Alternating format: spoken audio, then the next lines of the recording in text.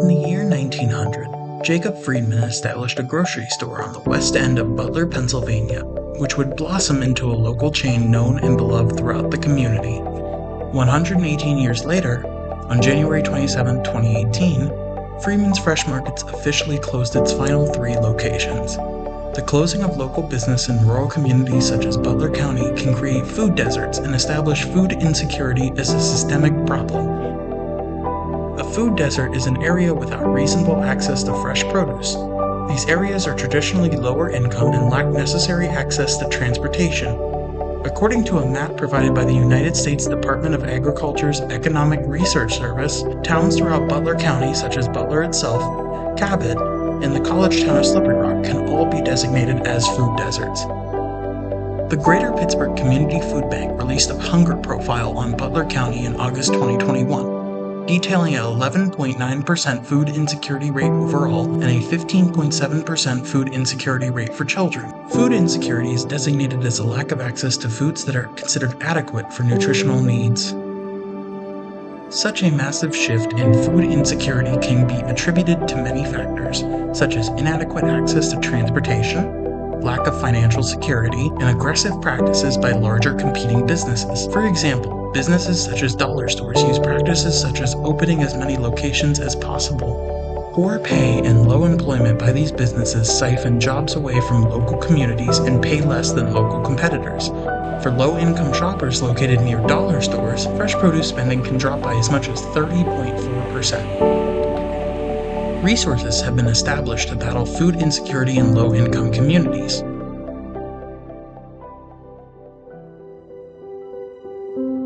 For Butler, one of the largest resources available is the Lighthouse Foundation. The Lighthouse Foundation is a faith-based food pantry that serves Butler County and northern Allegheny County. We've been here for, the organization has been ongoing for about 38 years, I think now, give or take. But when you go into Butler, when you go out into more northern Butler, you go out towards Slippery Rock, you go past that, there are those food deserts. It's literally, you go miles without seeing anything. So then what our recipients and some people that aren't recipients of ours have to go to are going to these places that might not have the quality food. They might not have the produce. They might not have the fresh items, things like, and nothing against these places, but, the gas stations that they're just getting, not the healthiest items there. But that's all they have. That's all that's available. That's all they can afford maybe. The Lighthouse Foundation specifically is focusing on offering variety to its patrons, having a stock of fresh fruits and vegetables. It also offers a wide range of both frozen and baked goods. The Lighthouse Foundation offers other services alongside the food bank, such as housing, rental assistance, and car connection services. That's really at the heart of what we do here, is really just loving people right where they're at, no matter what their situation is, no matter what they're going through, no matter what they're dealing with. It could be a loss of job, it could be a health issue, it could just be financial, that just having a hard time making ends meet. There's a lot of different things that happen. I think food insecurity gets this stigma almost about it, that you have to be poor, broke, out on the streets, homeless, all that kind of stuff to use the food pantry, and that's not really what we do at all. It's more so to help them sustain life and be able to get through those hardships and being able to have some assistance in their life where they can use their finances maybe for something else, to pay bills, to just help out their kids maybe if they have kids, or again, like I said, just to live everyday life. So. However, resources such as the foundation were affected heavily by COVID-19. Okay, we have the shop-through model, but now we have the shift to a drive-through model.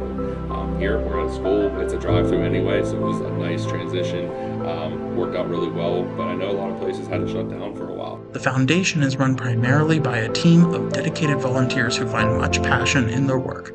I mean, I say this every day to the volunteers. We truly wouldn't be able to do what we do without them, but also the partnerships that we have and the relationships that we have with the recipients. This is way more than just a food pantry. This is a safe space that people can come to. This is a socialization sometimes. Sometimes these people come and they're getting only socialization by coming here. They've met people through the food pantries. So it's way more than just here's your food order, have a good day, see you later. It's really that. So we take a lot of pride in this. It's really important to me. I'm super passionate about it, as you can tell. You certainly have to have a passion for what it is that we do. You have to understand that people sometimes we don't know where they're at in their stage of life. Sometimes they go bumps in the road. So I try to make sure that everybody out here emulates the fact that it's a no judgment zone. We treat everybody with respect. We can care why they're here. What we care about is getting them food and helping them with anything that we can. My strategy is to be the best human being that I can possibly be. And doing what I'm doing, I want to continue to do that and help as many people as I can. I have a passion for helping.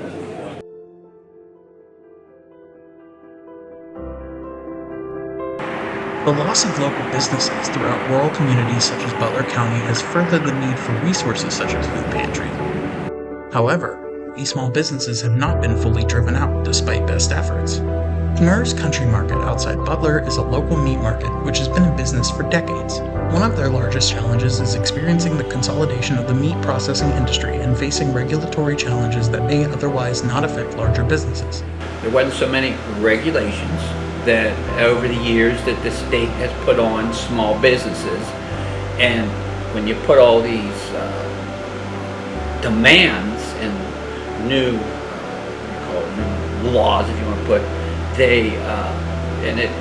it's hard for a small business because we don't have the volume and the income like a bigger business. So that's where it hurts small businesses with all these regulations that they put on, so many different regulations.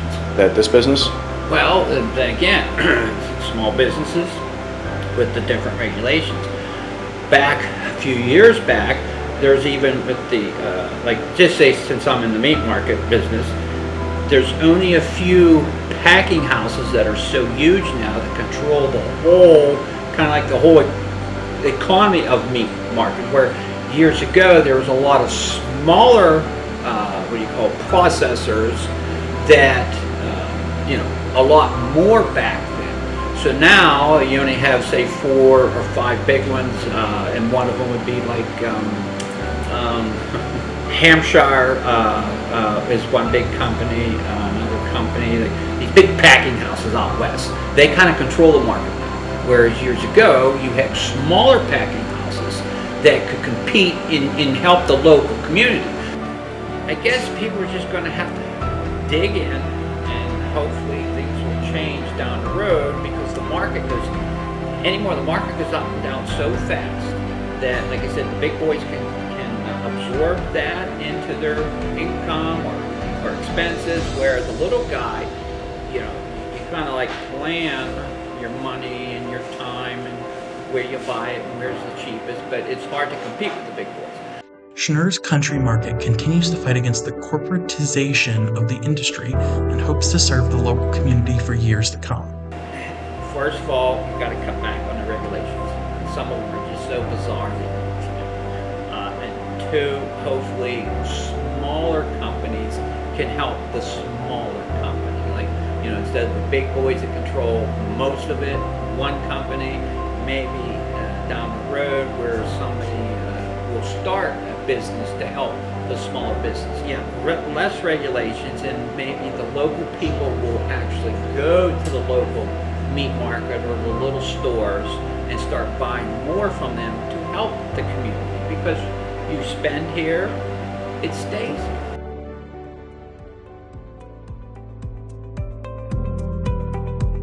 According to the National Library of Medicine, nearly 41% of college students have reported that they struggle with food insecurity to some extent. For the college students of Slippery Rock, the university has created a food pantry that is freely accessible to all enrolled students to help combat food insecurity on campus. Rock Pantry Plus was officially established in 2018, going through many iterations to reach its current form. Alongside traditional donations, Rock Pantry Plus also allowed students to donate meal swipes, vouchers to access campus dining halls. Rock Pantry Plus has a limited supply of fresh produce, but has a wide array of hygienic products and toiletries. Rock Pantry Plus also serves to connect students with other campus resources that may assist with issues outside the scope of the pantry itself. There are many solutions beyond food pantries and supporting local businesses that will hopefully create more permanent improvements in food security and destroy food deserts. As of the end of 2022, at least 54 cities and towns had placed restrictions on new dollar stores. For now, it is up to communities to come together to create resources such as the Lighthouse Foundation and Rock Pantry Plus.